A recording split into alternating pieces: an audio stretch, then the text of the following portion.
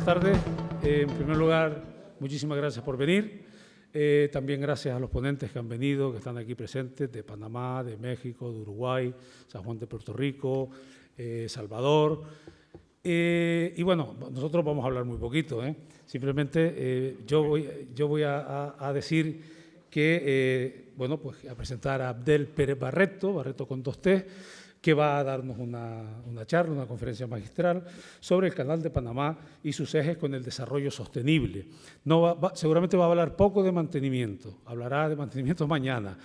Ante este público, pues lo suyo será hablar más de la economía, de lo que ha significado el Canal de Panamá para el país y para la economía mundial, y incluso, si te atrevas a nombrar un poquito la relación que me has dicho que puede haber, o sea, que hay ya entre el Canal de Panamá, los puertos de Canarias, este es el puerto principal, está en esta isla, y posteriormente, y de forma bien breve, pues Gerardo Trujillo, porque es presidente del Comité Panamericano de Ingeniería, dará su parecer sobre esta conferencia, y finalmente lo hará Fermín Gómez Fraile, que es el presidente de la Asociación Española de Ensayos No Destructivos. Hay muchos ensayos no destructivos en un canal, y en un puerto, y en un aeropuerto, y en una industria debería haber más.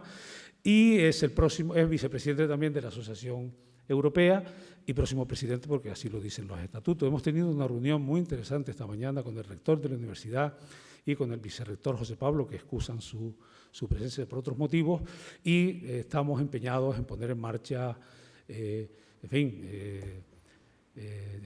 disculpen que con la universidad, pues eso, ya veremos si son cursos de expertos, si son grados, si son máster, pero el ensayo no destructivo, las técnicas predictivas, la gestión de mantenimiento, tiene que salir tarde o temprano. Esperamos que sea más bien pronto. Disculpe, señor cónsul y vicecónsul de Panamá, que han venido a arropar a su paisano, bienvenidos. Y sin más demora, yo le doy la palabra a Vicente Marrero, presidente del Clúster Marítimo de Canarias, presidente de muchas cosas, pero hoy vamos a decir que es presidente del Clúster Marítimo de Canarias y que promociona este acto conjuntamente con TVN. Vicente. Muy bien, Luis. Muchas gracias. Se da cumplida cuenta, un viejo deseo, antes te lo decía, que teníamos la ilusión en la comunidad marino-marítima de esta provincia de que pudiésemos contar con la experiencia, ya también con la experiencia de Panamá y luego verán por qué, ¿no? Pero antes que quería aclarar una cosa, Luis. Con este tipo de actos, lo que pretende el Clúster Marino-Marítimo es convertir a la provincia de Las Palmas de Gran Canaria en la capital del sector marino-marítimo del Atlántico Central. Y este tipo de actos, y lo que se va a decir aquí, lo que se va a anunciar posiblemente mañana, ¿no?, en el Congreso respecto de la futura sede, ¿no?, de Gran Canaria y de la Secretaría que la llevará el clúster, este tipo de acto confirma de que tenemos unas tremendas posibilidades de ser esa plataforma y esta isla, y esta ciudad la capital de esta plataforma. Dicho esto, quería explicar por qué teníamos interés en contactar con unas instalaciones del tamaño de Panamá.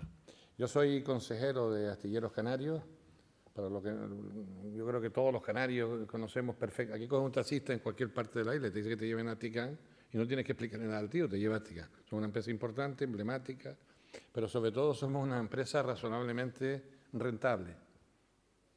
Y hablar del sector de la empresa en la que yo presto servicios de rentabilidad, algunos saben que es complicado, porque en Europa podemos contar pocas instalaciones que en este negocio sea rentable. Y no es porque no sepamos hacer la cosa, sino porque tenemos una competencia tremenda en Asia al respecto, ¿no? Nosotros podemos pagar por una hora de trabajo en este sector del orden de 30 euros, por poner un ejemplo, y en países como Corea probablemente 5 euros y tal. Y frente a esto es imposible competir en grandes reparaciones. Pero es que pese a eso hicimos algunas cosas que están relacionadas con el mantenimiento. Además de la competencia desleal que hay en el mundo por ese dumping social en el sector de la construcción y de la reparación, además contamos que somos un sector de alta siniestralidad. En la década de los 80 se privatiza el sector en toda España. Nos toca a nosotros llevar a cabo una reconversión dura en el puerto y se hizo con éxito. Y entre otras cosas porque descubrimos de la mano del Lloyd's Register, no sé si habrá por aquí alguno de los inspectores del Lloyd's Register, descubrimos lo del mantenimiento programado y lo de los ensayos no destructivos. Fue espectacular el descenso que tuvimos en la siniestralidad. Seguramente luego pondrás algún tipo de... Mira lo que les estoy diciendo, un descenso espectacular en la siniestralidad. En aquella época los datos con los que contábamos suponía que la mitad de la plantilla tenía algún tipo de accidente a lo largo del año. Estamos hablando de 1000 personas. Los que conocen las empresas y conocen este ámbito, esos eran los datos que teníamos. Pusimos en marcha el mantenimiento de las instalaciones, empezaron a disminuir el accidente y asombradamente reducimos los costes del mantenimiento de la planta porque lo parametrizamos y porque nos comprometimos a hacer las cosas de una manera determinada. En este caso no había ninguna legislación industrial al respecto y utilizamos las normas de referencia que se usaban en el sector marítimo por parte del Lloyd's Register. A partir de este momento, digo, yo estoy seguro que Panamá nos puede contar algo que puede servirnos de objetivo de cara al sector, ¿no? en el futuro, plantearnos mejoras en la línea del mantenimiento y de los ensayos no destructivos, ¿no? Por eso estoy encantado, muchas gracias por acceder. Llevamos mucho tiempo detrás de ustedes y por fin, con la habilidad que caracteriza a Luis, pudiste conseguirlo, con lo cual, enhorabuena. Muchas gracias y a disfrutar de tu experiencia. Muy bien, pues Abdiel, cuando quiera. Y se me olvidó comentar, pero yo creo que casi todos lo deben de saber, este es un acto pre-congreso, del Segundo Congreso Internacional de Ingeniería del Mantenimiento y que espero verles mañana en la inauguración a las 9 en Infecar. Y les comunico que hoy al mediodía, creo que sobre las 2 o las 2:30, superamos los 719 inscritos, con lo cual se caerán algunos, pero yo creo que empezamos con buen pie. Hasta mañana. Bienvenido. Abdiel. Ahora sí. Muy buenas tardes. Buenas tardes. Gracias por su presencia. Sí, ¿Se oye? Sí.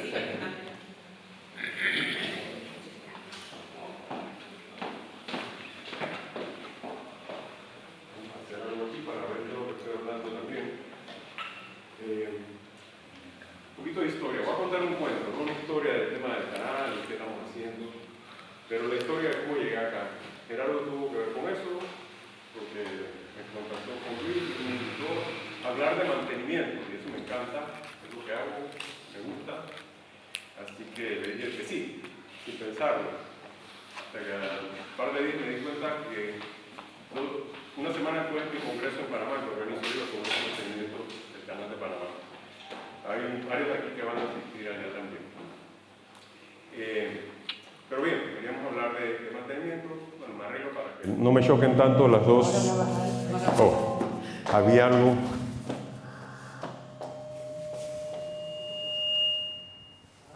¿Ahora? ¿Mejor? Sí, eso no fue mayor problema. A los días Luis me dice, oye, pero ¿qué tal si me escribes un artículo para la revista? Me manda la revista, tremenda revista, muy buena. Y yo, sí, con mucho gusto. ¿Y para cuándo lo necesitas? Dentro de 5 días. No, voy a pasar en esa. Después un día me dice, y todo esto en el tiempo, ¿no? Oye, ¿podrás conversarte con unas personas de allá de la industria marítima sobre el canal y en general la operación? Sí, como no, un par de copas y hablo lo que sea del canal, ¿no? Y la cosa se transformó en esto al final. O sea, una conferencia para personas como ustedes, muchos conocedores del tema, y sobre un tema que para mí era Canal de Panamá y ahora es el desarrollo sostenible y estas cosas, pero vamos a hacer lo mejor posible. Todavía hace un rato le estaba haciendo cambios y estudiando, me puse a estudiar, Luis. Y hablando de historia, bueno, el canal tiene mucha conexión con España, con Canarias. El primer viaje de Colón pasó por aquí antes de ir para América, ¿no? Hoy nos decía el director del puerto, el primer cliente famoso del puerto fue Cristóbal Colón, ¿no? Para temas de avituallamiento y prepararse para el largo viaje. Bueno, unos años después, en 1513, un español, Vasco Núñez de Balboa, cruza el istmo y descubre el Mar del Sur. Seguido a eso se construyó entonces un camino para conectar ambos océanos y años más tarde se construyó otro ya utilizando la ruta del río Chagres. El río Chagres es el principal afluente del canal. El canal es un canal de un lago artificial que es el que almacena el agua que utilizan las esclusas para mover los barcos, subir y bajar los barcos en las esclusas.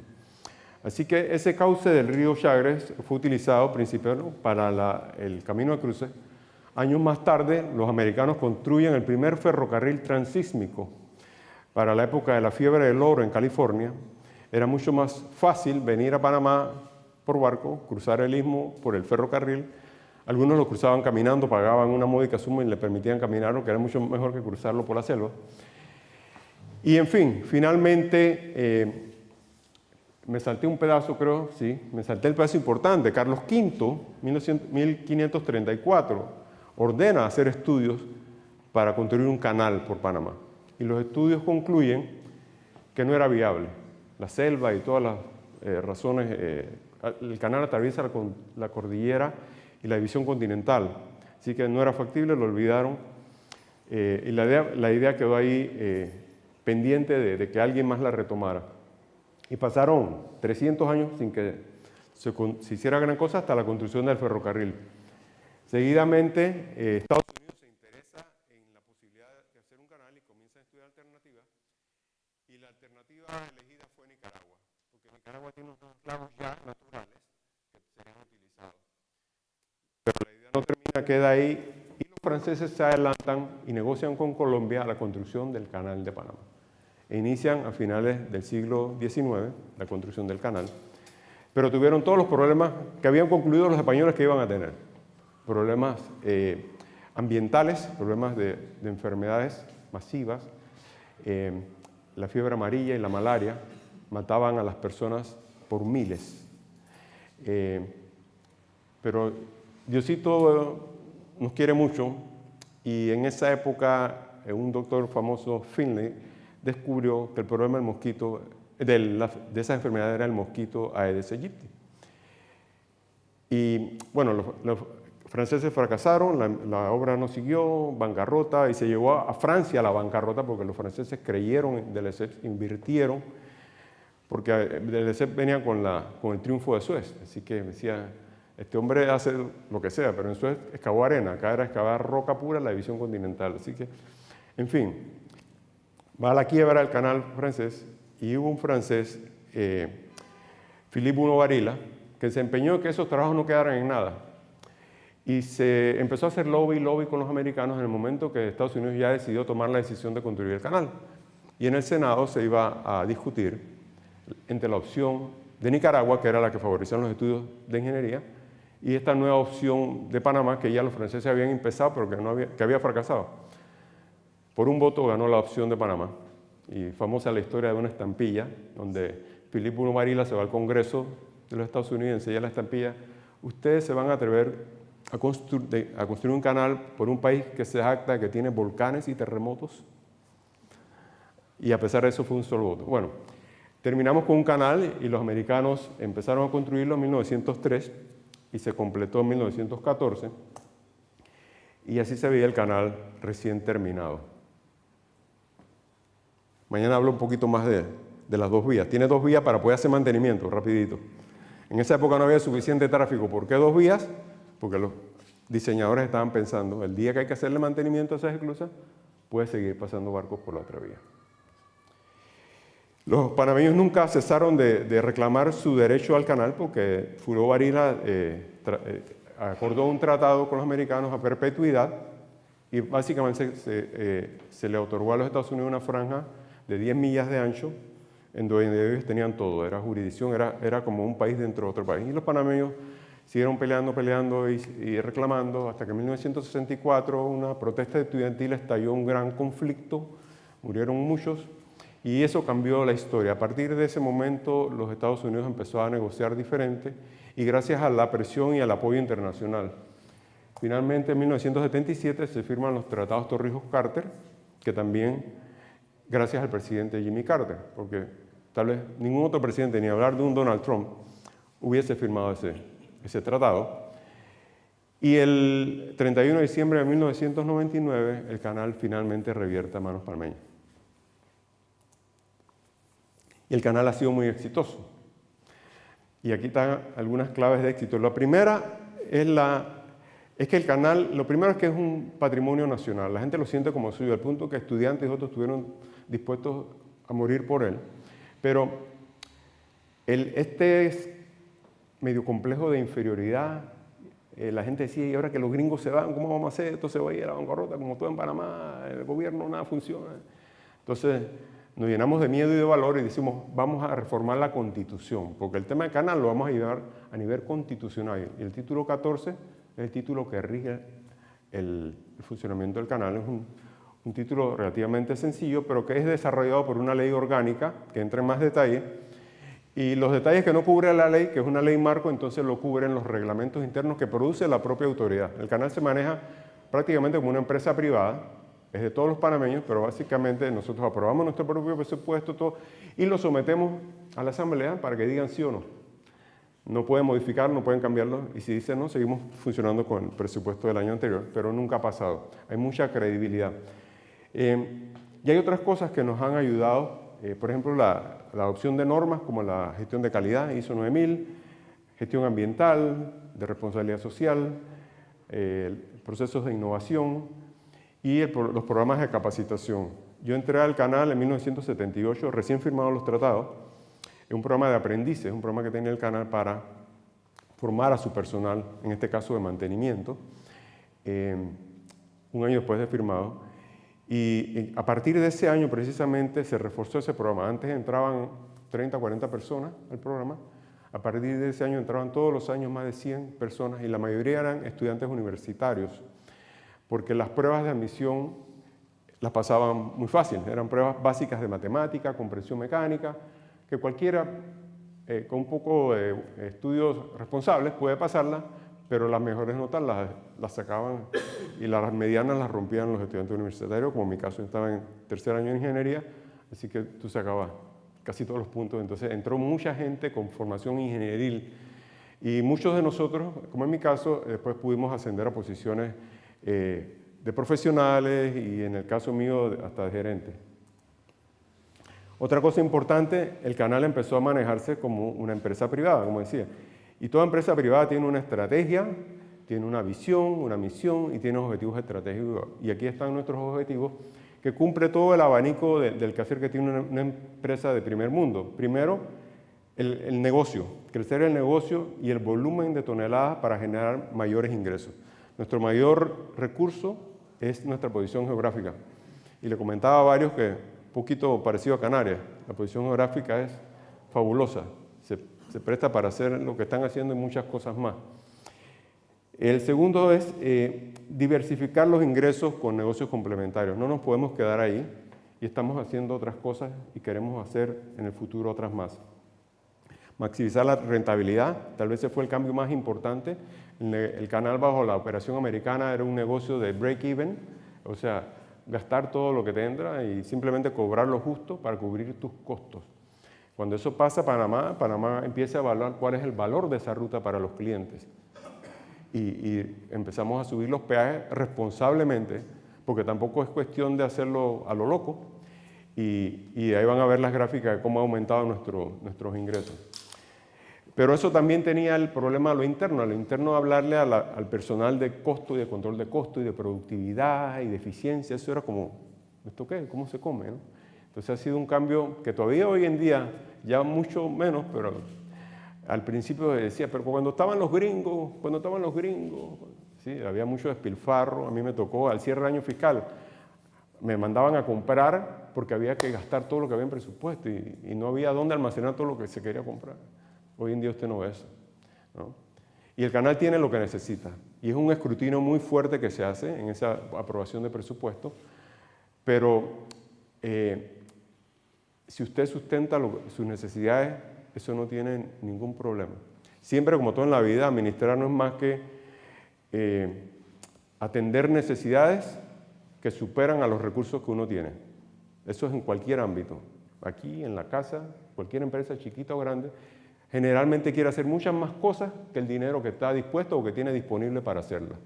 Entonces, en ese sentido, el canal tiene un robusto sistema de priorización para que todas las cosas se hagan de acuerdo al mérito de las mismas. El cuarto objetivo es estrechar las relaciones con los clientes. Ese es muy importante. El canal básicamente decía que nosotros no controlamos la demanda y nosotros simplemente es un canal que es demand driven, que se opera por la demanda, lo que llega pasa, ¿no? Y teníamos el sistema de FIFO, first in, first out. El primero que llega se pone en la cola y pasa, ¿no? Hoy tenemos sistemas diferenciados, no todos los clientes son iguales, depende del segmento. Los clientes en línea, servicios en línea que tienen itinerarios fijos en puertos, tienen que cumplir con ese itinerario de una manera muy rigurosa. Los buques trampers que andan por ahí viendo cómo recogen carga es otra historia, la carga que llevan, en fin. Y en esa medida nuestra estructura de peaje está diferenciada. Y nuestra administración, el administrador acaba de regresar de RILA, la conferencia de los retailers de Estados Unidos, y va en 2 semanas para China y está constantemente visitando a los clientes. Eso antes no se veía jamás. Los gringos estaban ahí, el que quiere venir que pase, cuando pasa, pasa, lo que entró, entró y lo que entró se gasta. Es una operación muy sencilla. El quinto objetivo es el tema de agua, asegurar la disponibilidad y la calidad del agua. Como les expliqué, el canal funciona con el agua, pero el agua, además de eso, provee de las fuentes para la potabilización y el uso humano. El 80-85% de la ciudad de Panamá se abastece de los lagos del canal. Y volviendo a la Constitución, ese título constitucional dice que la prioridad del uso de agua, la primera es el consumo humano, el consumo de la población. Segundo viene el canal, tercero generación y después las otras cosas. El siguiente objetivo es garantizar la aplicación de las mejores prácticas, y eso es un tema más reciente, el buen gobierno corporativo, y todo lo que eso significa. También el objetivo más reciente, los 2 últimos, transformar la organización mediante el desarrollo de sus capacidades y competencias. Esto es mucha palabra, pero básicamente es ser cada día más eficiente, estar cada día más consciente de qué es lo que agrega valor en el canal, tanto para sus operaciones como el país. Ya nosotros no vemos solamente el bottom line financiero, vemos el triple bottom line, el bottom line ambiental y el bottom line humano, el recurso humano. Y por último, ya este sí es el último, es el tema de la imagen. La imagen es todo. Hoy en día con las redes se crean y se destruyen reputaciones de una manera muy fácil. Y el canal antes era muy pasivo en eso. Decía, no le haga caso a esa noticia, eso es falso. Hoy en día alguien tuitea una tontería y hay gente que tuitea cualquier tontería. Hablamos de accidentes. Hablaba de accidentes y hay accidentes, sí, pero alguien se tuerce un tobillo, viene la ambulancia, alguien lo toma una foto y lo postea en las redes, y eso vuela. El canal sale a aclarar todas esas cosas tan pronto suceden y está proactivamente también intercambiando información con los medios. Parte de estar aquí responde un poquito a eso. Pero bueno, el canal está en el centro, en la cintura de América, y se construyó para ofrecer un shortcut a las rutas marítimas. Nuestro primer usuario, la ruta principal que sirve el canal, es la ruta entre Asia y la costa este de los Estados Unidos. Más de la mitad de nuestro negocio está ahí. Y los principales usuarios del canal son, en ese orden, Estados Unidos y China. Así que entre costa este de Norteamérica está además Estados Unidos, hay otros países, México, Canadá, y en Asia está, aparte de China, hay Corea, Japón, etc. Pero los 2 países más fuertes en esa ruta son esos 2. También sirve fuertemente un servicio, una ruta que es de Sudamérica oeste y Norteamérica este. Mucha fruta de Sudamérica, minerales, en fin, mucha mercadería se mueve en esa dirección. Y la última es entre Sudamérica y Norteamérica, lado oeste, hacia Europa. Hay algunos servicios alrededor del mundo. El canal al final sirve más de 144 rutas, pero la mayoría de esas 144 están concentradas en esto. no está solo, y hablando en específico de esa ruta Asia y costa este de Norteamérica, no estamos solos. El canal de Suez es una alternativa, el Cabo de Buena Esperanza es otra, y todo depende del valor de la mercancía, el valor del tiempo, el costo del petróleo, los charter rates de los buques. Es una ecuación bien compleja y las navieras cambian a veces. Tenemos un servicio, de repente deciden, no van más por Panamá, se van para Suez, o deciden coger la ruta larga por Cabo de Buena Esperanza. Y otro sistema que compite muy directamente es el sistema intermodal de Estados Unidos. Si una carga va de hacia la costa oeste, la manera pues es directo, ¿no? El canal no tiene ninguna opción ahí. A medida que la carga, el destino final, se aleja de la costa y se mete en el centro del continente, ya empieza a perder valor esa ruta, y a medida que se acerca hacia la costa este, la ruta del canal comienza a ganar ventaja. Todos los puertos de la costa este de Estados Unidos tienen acuerdos con el canal de cooperación, intercambio de información. Con la ampliación, todos esos puertos se han ampliado, han establecido cifras récord, buques que no llegan ahora a los puertos de la costa este. Así que, pero hay que resaltar que sí hay competencia y somos muy conscientes de eso. De hecho, empezamos a ampliar el canal y justo después de eso Suez decidió ampliar el canal de Suez. Nosotros invertimos 5.000 millones, ellos invirtieron y nos tomó como 7 años. Ellos invirtieron 8.000 millones y le tomó 3 años. Y el canal de Suez es muy agresivo.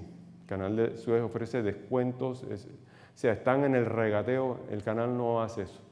El canal establece sus tarifas muy bien pensadas, es un programa muy riguroso de cómo se hace. Primero para estudiarlo, analizar, porque las cifras tienen que estar muy bien pensadas y consultadas con todos los segmentos del mercado. Y por último, se hace una audiencia en donde participa todo el mundo y todo el que tiene algo que... normalmente van las navieras y normalmente el reclamo está muy alto, ¿no? Pero se escuchan comentarios y se dan respuestas y en algunas ocasiones se hacen ajustes. Este es el cauce en sí, por donde corre, norte a sur. Disculpen. Bueno, el slide donde terminé muestra la ruta del canal y hay una sección que muestra ahí. Abajo está el perfil de esa sección longitudinal del canal y como decía, ya no me atrevo. Y aquí está el de perfil y como le decía, las esclusas son... Es que sí puedes hacerlo ahora, tranquilamente. ¿Sí? Sí. Después si quieres digo que utilices esto y así no te Ya. queda. Ok. Aquí está el perfil, las esclusas que son elevadores de buques que utilizan agua. Cuando se va a subir el buque se toma agua de aguas arriba del lago, el buque sube y cuando se va a bajar se vierte el agua al mar.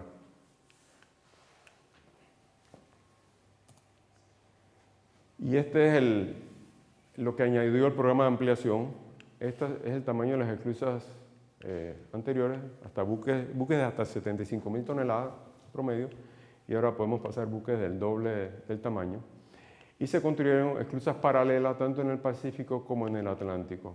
Y una característica de estas esclusas es que tienen tinas de reutilización de agua que permiten reutilizar el agua y con eso ahorrar la cantidad de agua que consumirían, y de hecho, a pesar de que son el doble del tamaño de las anteriores, consumen menos agua que las esclusas originales. Ahora sí, esto es el negocio del canal, cómo ha ido.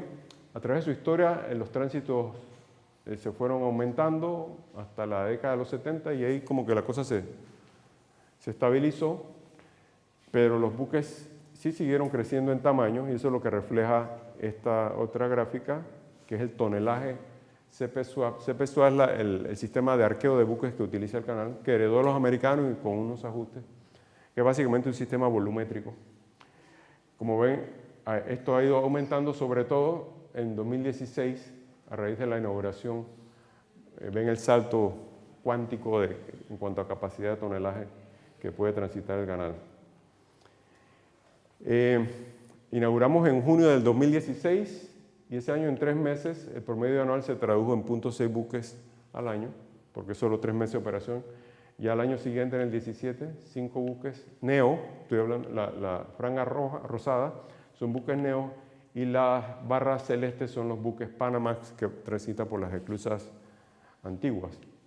Y ha ido aumentando y ya estamos aquí, cerca de 8, 7.4 este año, y se prevé que esto siga subiendo y que vaya a llegar a un punto en que las esclusas neo no van a atender la demanda de ese tipo de buques.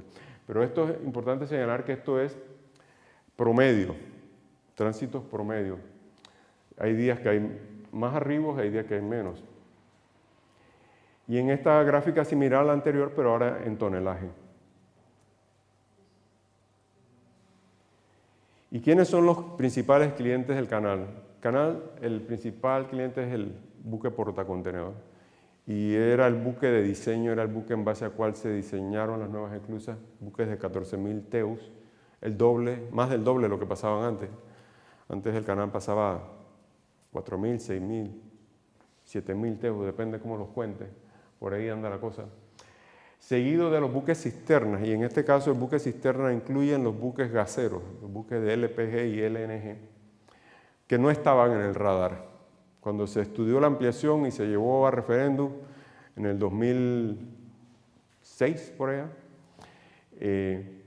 la propuesta de negocio y los ingresos provenían del buque portacontenedor y de los otros.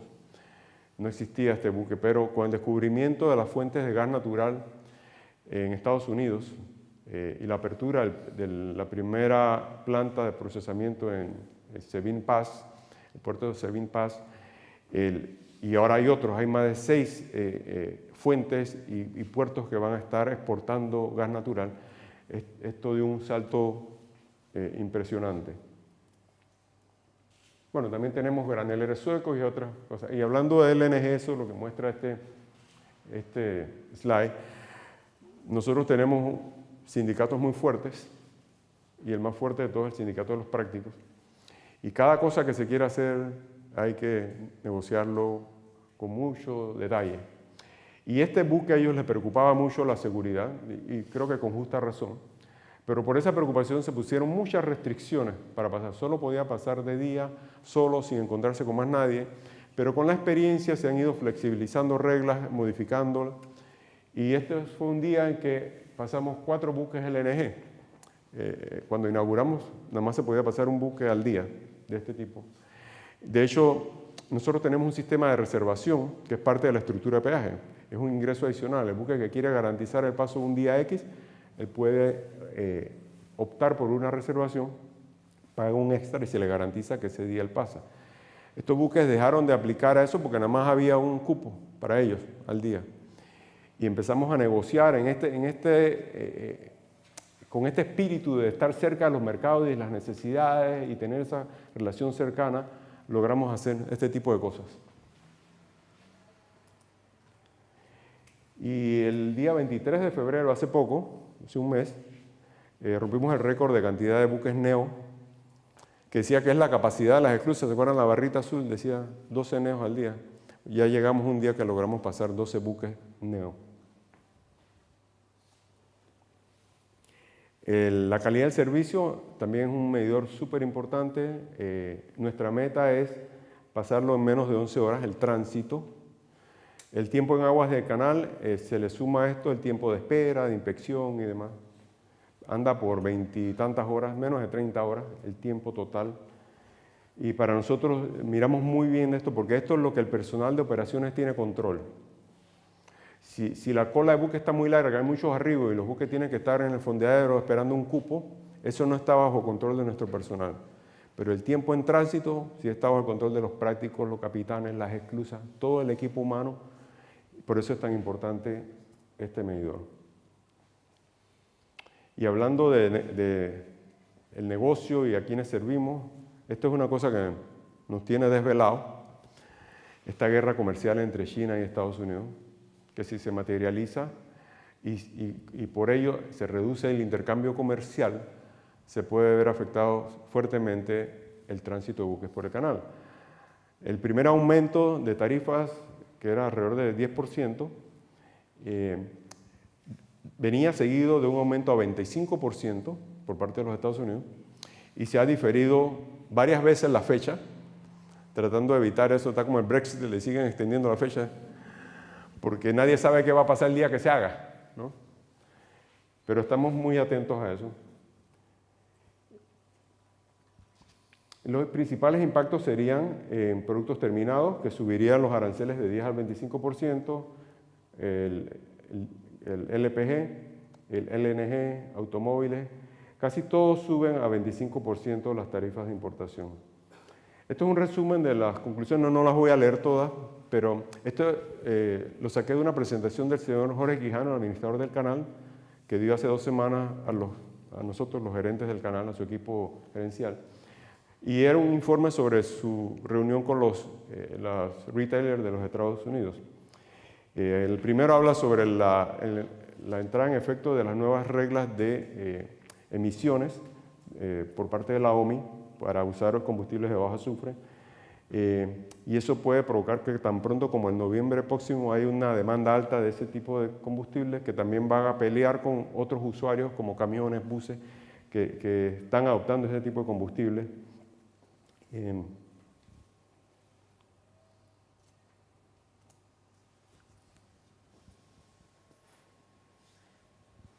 Todo tiene que ver aquí esto con el petróleo, con las emisiones. Hubo mucha queja por el tiempo. Una de las cosas que se quejan los retailers que dice que solo el 45% de los containers que llegan a sus warehouses cumplen con la fecha y la hora de entrega. Hay que hacer algo y el canal es parte de esa cadena de suministro. Por eso le hablaba, porque para nosotros es tan importante cumplir con esa meta de tiempo de aguas en el canal. Y hablando ya de medio ambiente, el tema de agua, que es uno de los objetivos estratégicos nuestros, tener agua en cantidad y calidad, medimos muy de cerca la utilización del agua. Y aquí está, por ejemplo, en verde es lo que se utiliza para esclusajes, que son como 2/3 partes del agua disponible en los lagos del canal. El canal tiene un gran lago, que es el lago Gatún, y un lago que se construyó posteriormente en la década de los 30 para dar una reserva adicional para los meses de verano. Nosotros tenemos una temporada lluviosa que va como de abril a diciembre y tenemos 3-4 meses que no llueve o llueve muy poco. Y entonces hay que manejar muy bien eso. Pero en adición al uso de las esclusas, que es la responsabilidad del canal, también hay extracción de agua para el consumo humano. Y está la propia evaporación, se lleva casi un 15%. No hay nada que se pueda hacer por eso, es un lago que tiene una extensión enorme. Aunque ya se habla, ¿no? La gente de innovación siempre anda viendo, hay unas personas que querían vender unas bolitas para cubrir el lago de bolitas y producirle evaporación. Las ideas hay por ahí, ¿no? Pero, en fin, lo importante es que el canal mide tendencias y ahora van a ver acá en este slide, esta es la cuenca hidrográfica donde vierten las aguas hacia el canal, hacia los embalses nuestros, hacia los ríos que vierten sus aguas en el canal. Nosotros tenemos 61 estaciones meteorológicas, medimos precipitación, temperatura, en alguna de ellas calidad de agua, se toman muestras del agua, se miden velocidades, caudales, en fin. Y ahí está la extensión del lago. El lago Gatún tiene 425 kilómetros cuadrados y el lago Alajuela, ese de reserva de verano, solo tiene 50 kilómetros cuadrados. Pero Alajuela es sumamente importante porque toda la ciudad de Panamá se abastece, o la mayor parte de la ciudad se abastece de ese lago. Así que no podemos utilizarla a placer. Nosotros podemos llegar hasta unos niveles mínimos y de ahí no podemos bajar porque de ahí es donde extrae nuestra entidad que produce el agua potable para consumo humano. Parte del control y de la medición ambiental es esto.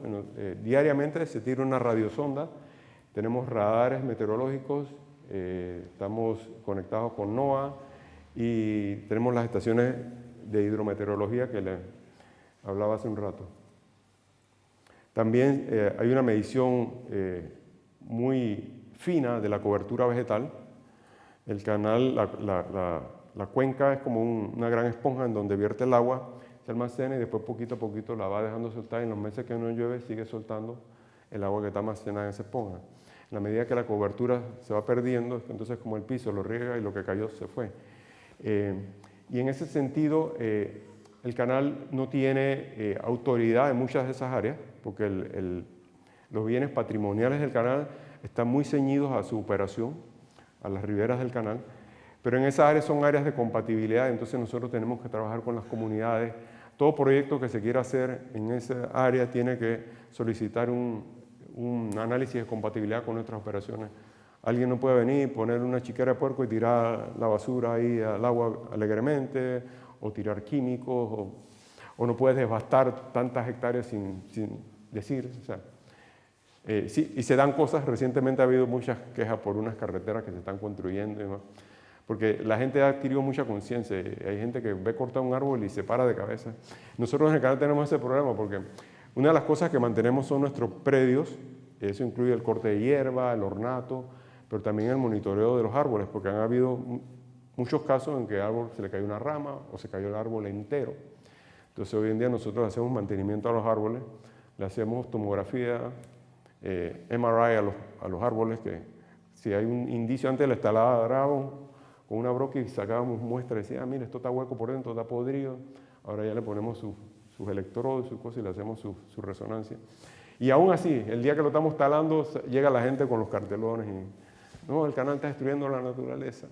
Pero por lo menos tenemos evidencia de por qué lo estamos haciendo. Y por cada árbol que tenemos que talar, sembramos mucho más. El proyecto de ampliación fue un buen ejemplo de eso. Reforestamos, yo no recuerdo cuánto, 5 o 10 veces a lo que nosotros tuvimos que devastar por la construcción de las nuevas esclusas. Estas son las curvas de los niveles de los lagos. La de arriba es el lago Alajuela, la de abajo es el lago Gatún.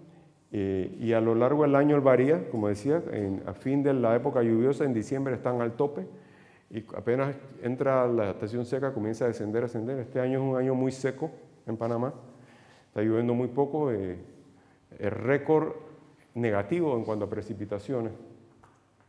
Y esta gráfica es un histórico de 1914 a la fecha del índice de disponibilidad del recurso hídrico. Y los azules son años con agua en exceso a lo requerido, y los rojos son agua en déficit. Y en los últimos años, y si ven en el área gris, que no entiendo muy bien qué significa, ayer pregunté, porque le decía a Luis, tú quieres que hable un montón de cosas que no soy experto, pero bueno, no importa. Aquí está la gráfica, y lo que creo que se rescata no es el detalle, sino el hecho de que es indiscutible que en los últimos años ha habido una merma en los aportes hídricos al canal, y el calentamiento global es un hecho. O sea, los efectos están aquí, se ven y se ven en todos lados. El único que no lo veo, no lo quiere ver, ustedes saben quién es, ¿no?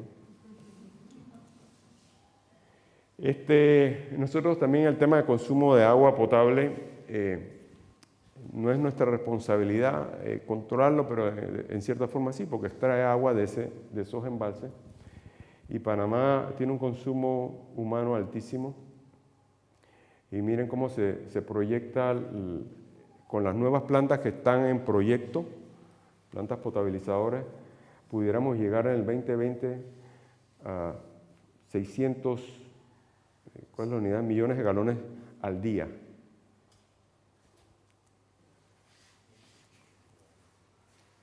El 22 de marzo, la semana pasada, se celebró el Día Mundial del Agua, y para el canal esta es una fecha muy importante, hacemos toda clase de cosas. Y ese mismo día también fue el día 1000 de la operación del canal ampliado, así que estábamos celebrando por todas razones. Y este día tuvimos una conferencia con el señor Seth Siegel, que es el autor del bestseller Hágase el agua, y es la historia de Israel sobre el tema del agua. Israel hace casi 100 años decidió que habían 3 temas estratégicos, aún antes de ser oficialmente una nación independiente. Uno era su supervivencia como nación, su nacimiento y su supervivencia, y el tema de la defensa. O sea, eso era una prioridad uno. Otra era la migración. Ellos querían que los judíos regresasen a su país. Y el tercer tema estratégico, 3 nada más, es el agua. El agua para ellos es prioridad, y el libro fue un bestseller, no había nada escrito sobre el tema, y el propio Seth Siegel vino al canal a dar la conferencia, muy buena. El que le guste esos temas, el libro está buenísimo y ver, estamos tan diferentes y esta gráfica lo muestra. Yo creo que me salté una gráfica, que era la de cómo estamos los panameños respecto, estaba aquí. Y ahora no se ve. Bueno, nosotros en Panamá consumimos 4 veces el promedio de los países de la región, per cápita, aunque eso incluye las pérdidas. Se estima que las pérdidas andan por más del 40%, o sea que nosotros purificamos agua para botarla por fugas. Israel me sorprendió. Yo pensaba que debía ser como 0, ¿no? Con toda esta obsesión del agua. Israel está por el 9%, pero tiene una meta nacional de bajar eso en los próximos años a un 5%, que es una meta muy retadora, pero ellos entienden el valor que tiene el tema del agua. Hablando de otros negocios y diversificación de la cartera de ingresos, nosotros, el patrimonio se ha identificado con posibilidades de desarrollo. En el Pacífico, ahí se ve las esclusas de Cocoli, que son las esclusas NEO del lado Pacífico, y se está reservando una zona aquí para puerto de Rorro y de gas licuado, gas natural licuado, LNG. También, esto está raro, se saltó. Bueno, voy a explicarlo en el mismo slide. Acá al norte hay un parque logístico para futuro desarrollo y esta área que está aquí se está reservando para un posible cuarto juego de 2 cruces, porque como vieron ya hemos llegado a pasar hasta 12 neos y el negocio se ve prometedor. Y esta es lo que podría, en qué podría utilizarse y cuál sería el negocio de una terminal de gas natural licuado, bunkering. Por el canal transita 3.000 buques al año y algunos de ellos ya están propulsados por LNG. Uso industrial, para el transporte y hasta para, quién sabe, una planta de generación. La idea sería ponerlo ahí junto al puerto del lado oeste del canal en el Pacífico. Es una concesión, PSA. Todos los puertos de Panamá están concesionados, son varias empresas. No, este es el que estaba buscando, lo que pasa es que venía después. Aquí ven las diferentes áreas y sus usos. Recientemente, no tan reciente, hace como unos 6 meses se completó un estudio con Drury, una consultora sobre el tema marítimo, el negocio marítimo, sobre la posible demanda por el canal. Y este es un estudio de demanda irrestricta, es decir, si el canal no tuviera ninguna limitación de capacidad, ¿qué podría pasar por el canal de aquí al año 2040? Y sin importar los números, lo importante es que las 3 curvas, y hay una curva que es optimista y una que es pesimista. La pesimista es esa que si entra en guerra China con Estados Unidos, la guerra comercial, entonces la curva es más plana, no hay tanto crecimiento, pero las 3 curvas muestran crecimiento y hay un tremendo potencial entonces para ampliar nuestra capacidad. Y en ese sentido se están haciendo estudios de ingeniería porque estas cosas tienen que ir en paralelo, a ver qué prometen los mercados en cuanto a crecimiento, pero entonces ¿cómo lo vamos a atender? ¿Cómo serían esas esclusas nuevas? ¿Serían iguales? ¿Dónde estarían ubicadas? ¿Su alineamiento? El tema agua es todo un tema. No hay suficiente agua para operar estas esclusas, pero hay varios estudios que se están desarrollando en este momento para nuevas fuentes de agua.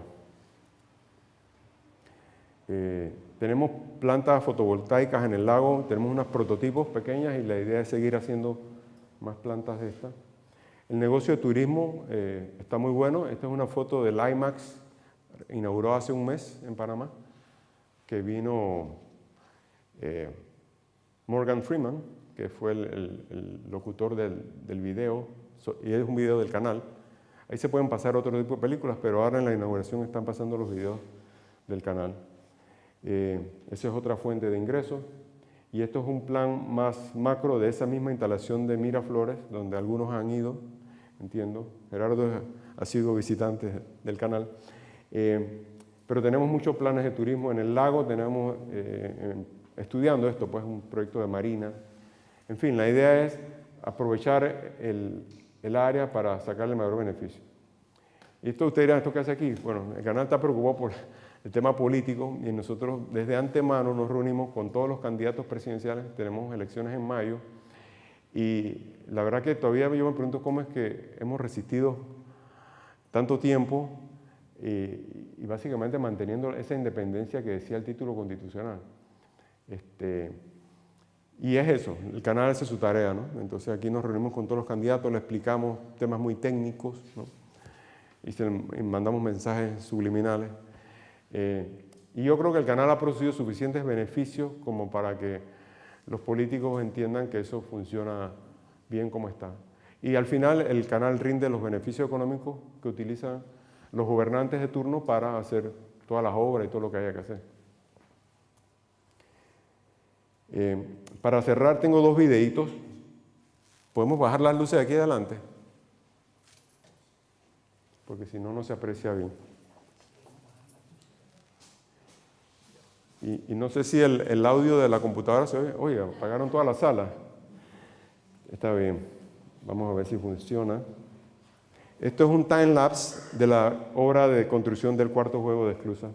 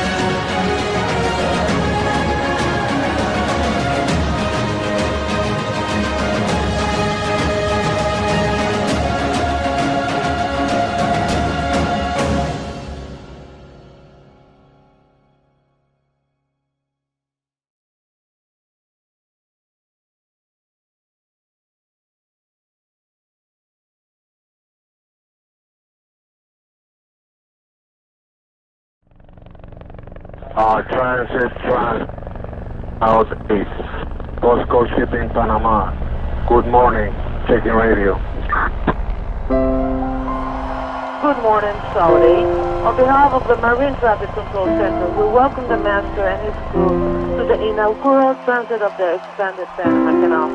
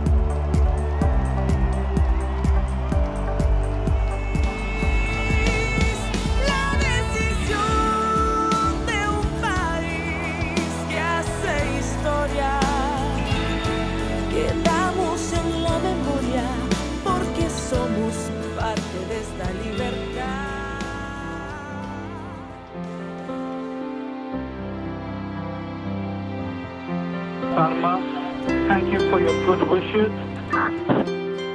And we'd like to congratulate all people, especially the Panama Canal Authority, and wish the canal and long-lasting prosperity. Thank you very much. Juntos lo hicimos.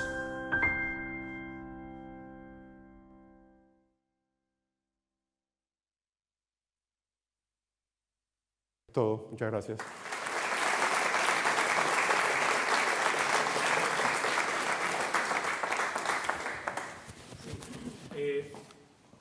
Hola. ¿Ahora? Sí. A mí se me ocurre una cosa. Tú nos podrías pasar el número de teléfono de esas empresas que estamos construyendo, a ver si aquí conseguimos que el Cabildo, el Ayuntamiento y el Gobierno nos arreglen la carretera, la autovía, la avenida marítima, para acabar con las colas del Cebadal, que los que estamos allí estamos sufriendo un poco, ¿no? A ver, vamos a abrir un turno de preguntas. Por favor, sean muy breves con la pregunta, que sea concreta, que sea concisa, y 3 preguntas para poder ir ya terminando con el acto. ¿Quién se atreve a hacerle una pregunta a Abdiel? Fernando Ojeda.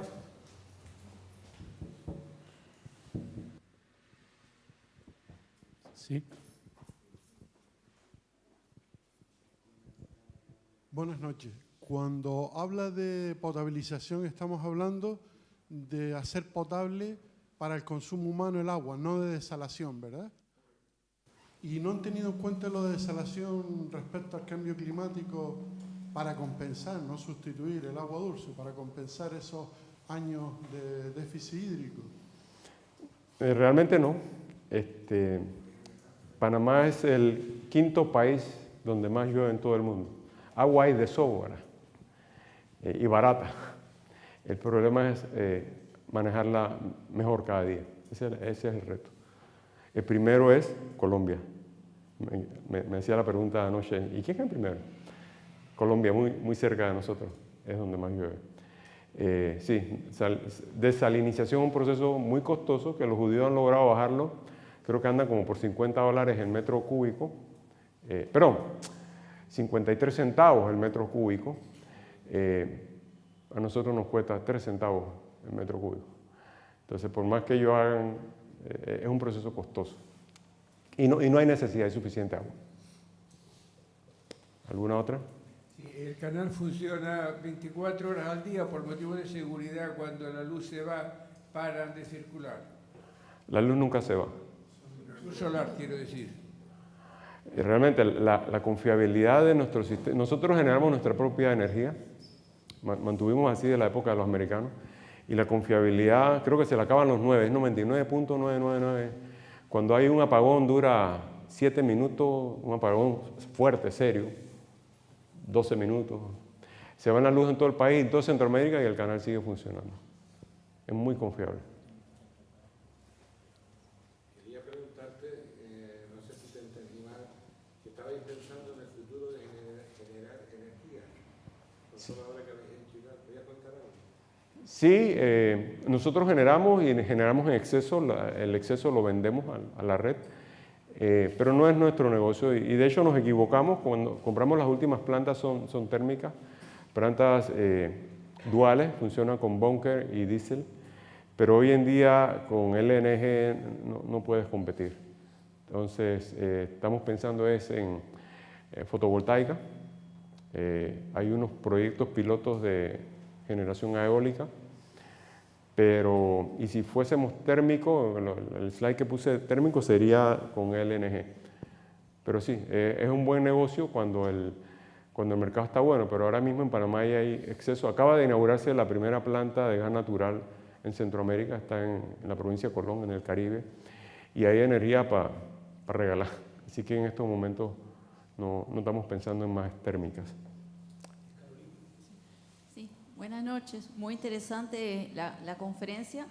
Yo tengo una consulta porque tuve oportunidad de visitar hace unos años como turista, pero me llamó la atención en las esclusas de Miraflores justamente el uso del agua. Y digamos, yo ya, digamos, por mi trabajo en ese momento ya veníamos trabajando mucho con temas de la gestión del agua y era algo que particularmente me interesa. Entonces, la consulta es, con el tema de las esclusas viejas, ¿no han considerado la opción de hacer una reforma y recuperar el agua dulce y no verterla y, digamos, reutilizarla? Conceptualmente sí, pero sería muy complicado, sobre todo el impacto en capacidad. De hecho, hace un par de semanas, un miembro de nuestra junta directiva preguntó ¿qué tal si modificamos un carril y lo convertimos en un carril Neo-Panamá? Digo, válida la inquietud. Tomaría como 3-4 años y el ingreso que se dejaría percibir al cerrar una vía de esclusas Panamá sería muy alto. Así que por la parte económica no. Ingenierilmente es complicadísimo, pero todo se puede hacer. Todo es posible en ingeniería. Pero en cuanto al uso del agua, de nuevo, el canal tiene, el país cae agua de sobra, es cuestión de manejarla mejor. Y recuerdo hace unos años que estaba nuestro administrador en una conferencia con abogados y uno le pregunta un poco como molesto, dice, pero ¿cómo es posible? Porque siempre decimos que usamos, ¿qué es? 52 millones de galones de agua en cada esclusaje. Eso es el tránsito completo. Y que gastamos. Entonces la persona le pregunta que cómo es posible que nosotros botemos esa agua. Y mi jefe se quedó como que no esperaba la pregunta.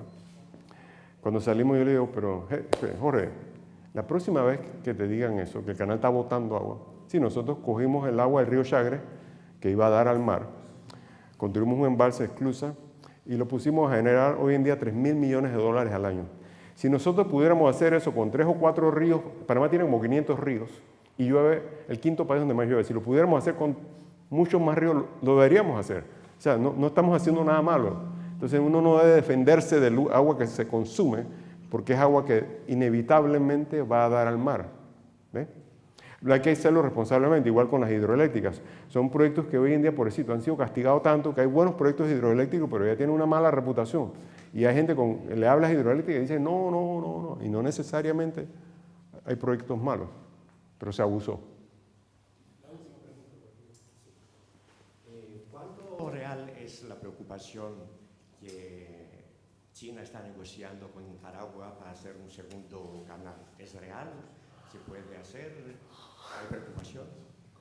Yo voy a contestar seriamente la pregunta, lo cual me cuesta. Pero hablando seriamente, nosotros hemos hecho nuestros propios cálculos cuando Nicaragua firmó con este chino que tiene una empresa telefónica que iba a financiar un canal a 50 años y que decía que le iba a costar, ¿qué era? ¿Alguien se acuerda de cifra? 50.000 millones, el número que yo recuerdo. Nosotros hicimos nuestros propios cálculos porque acabamos de hacer una ampliación y cuesta 4 o 5 veces eso. Y no hay negocio para pagar una inversión de ese tamaño. No hay agua en esa cantidad. Ellos tienen lagos, sí tienen el lago, pero es un lago que no cala nada. Ese lago hay que dragarlo y el fondo es roca. O sea, es una ilusión que le vendieron yo me estoy saliendo del tiesto, que le vendieron a los nicaragüenses por otras razones, pero no. Antes lo hacemos nosotros. Ya lo hicimos y ya lo estamos, ustedes vieron, lo estamos estudiando en serio, una cuarta vía. Muchas gracias.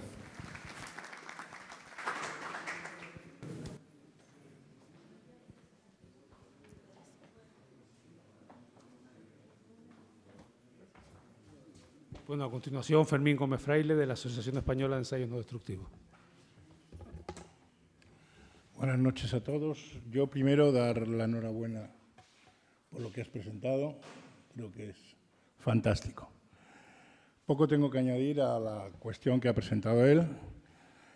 Solamente añadir que nosotros en el mundo de los ensayos no destructivos, que también hacemos ensayos en obra civil, no solamente en temas mecánicos o metálicos, sino también en tema civil, nuestra misión siempre es la seguridad. El mundo de los ensayos no destructivos no es la calidad. Se incluye, pero no es el fin. El fin es la seguridad. Nuestro mundo es seguro porque alguien inspecciona, alguien detecta y alguien firma que eso se puede utilizar. Si eso no se hace, nuestro mundo es completamente inseguro. La Asociación Americana de Ensayos No Destructivos tiene un lema que dice construyendo un mundo seguro. Y eso es real. En el Canal de Panamá y en otras grandes obras se han hecho ensayos no destructivos con seguridad, muchos en construcción, para determinar si todo lo que ponían, hacían, construían y tenían era de acuerdo a lo que tenía que ser. No tenía defectos ni grietas que pudieran el día de mañana estropear esa magnífica obra y causar probablemente accidentes o incidentes serios. El mantenimiento todavía mucho más. En construcción se hace sobre plataformas construidas que son fáciles de detectar. El mantenimiento es más complicado. En el mundo de los ensayos no destructivos se hacen inspecciones submarinas, muchas. Hacen inspecciones a aviones, a trenes, a barcos, a automóviles, a parques de atracciones, en fin, a todo lo que por la vida se muere, por la vida se muere, se mueve, no se muere. Incluso en temas de alimentación. Se detectan miles de cosas en los alimentos que cada uno de nosotros consumimos día a día. Partículas metálicas y otra serie de elementos que van dentro de lo que se vende y se trata de evitar. Y por último, yo como vicepresidente de la Federación Europea, decirles que dentro de la Federación hemos creado 3 foros muy importantes. Un foro aeronáutico que está funcionando hace años, que pretende hacer la normativa a aplicar dentro del mundo aeronáutico y que todos los países de Europa cumplan esa normativa. Es más, hemos llegado a un acuerdo con la parte americana para hacer que la norma sea idéntica, tanto la suya, que es la NAS 410, como la nuestra, que es la N4179, para que sean idénticas y se apliquen exactamente iguales en todo el mundo. El segundo foro es un foro ferroviario, que también está funcionando ya y que pretende hacer lo mismo, pretende de alguna forma armonizar los sistemas de inspección dentro del mundo ferroviario, primero en Europa y después probablemente llegar a la armonización internacional. Y el tercer foro es el foro marino, que empieza el día 29 de abril y que va a presidir Luis, y nos ha tocado a España llevar ese foro adelante. Y con Luis y con todo el clúster marino de aquí de Canarias, pretendemos de alguna forma que España esté presente internacionalmente llevando todo lo que es la normativa marina. Primero será probablemente europea, porque es un foro que está bajo el paraguas de la Federación Europea de Ensayos, pero que no debemos de pararnos ahí. Probablemente lleguemos a ser unas normas, o a aplicar unas normas y unos reglamentos de carácter internacional que se pueden aplicar en todo el mundo. Eso mejorará la seguridad de los barcos, de los puertos, de las estructuras, de todo lo que está implicado en el mundo marino, pero también mejorará su rendimiento económico. Y a lo mejor evitamos competencias desleales o poco leales, y podemos de alguna forma mejorar el sistema. Yo les animo a que apoyen ese foro y que seamos nosotros un poco la representación en el mundo en el tema marino para que esto llegue a buen fin y podamos llegar a los objetivos que nos hemos marcado. Y por lo demás, no tengo más que decirles. Muchas gracias y mañana hablaré de un tema que creo que es la segunda parte del tema de los ensayos no destructivos, que es el factor humano. Hay miles de ensayos que se hacen con equipos magníficos, maravillosos, pero los hace el hombre o la mujer, las personas. Y eso ya no es tan seguro. Hay que tener muchas bases para poder aplicar el factor humano correctamente y ser todos conscientes de ello. Así que mañana me podrán preguntar lo que quieran. Gracias.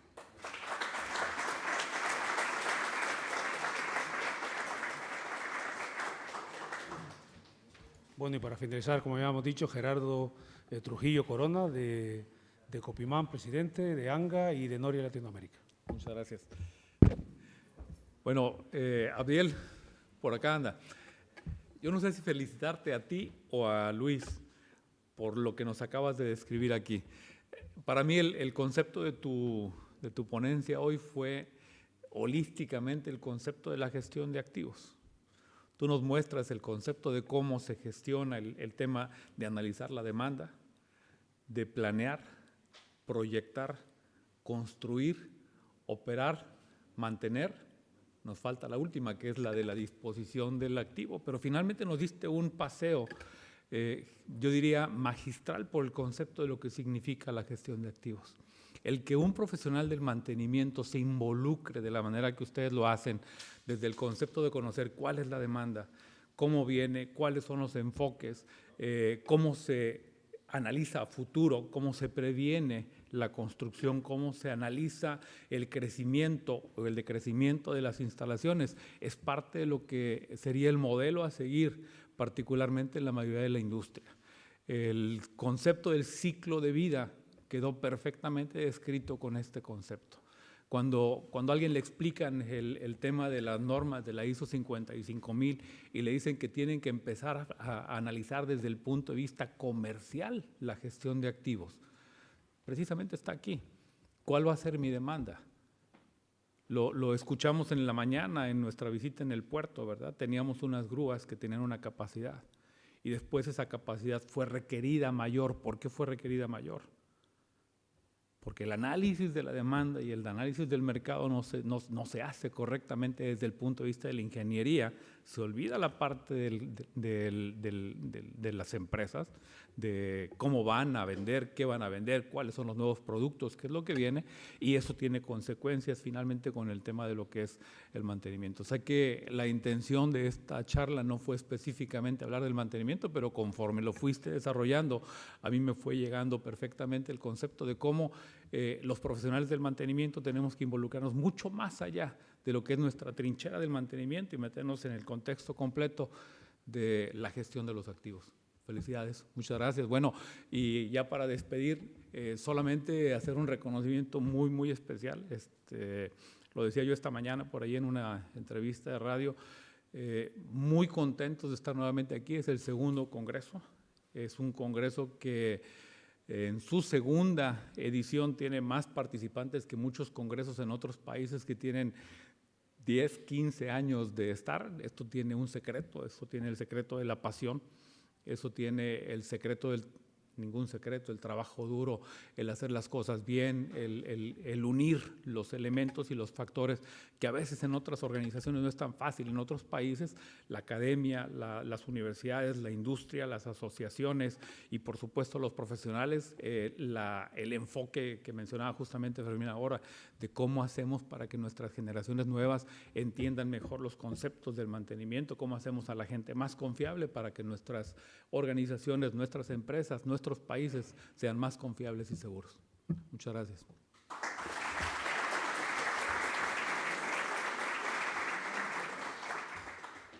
Bueno, gracias por venir y hasta mañana tempranito, ¿vale? Gracias.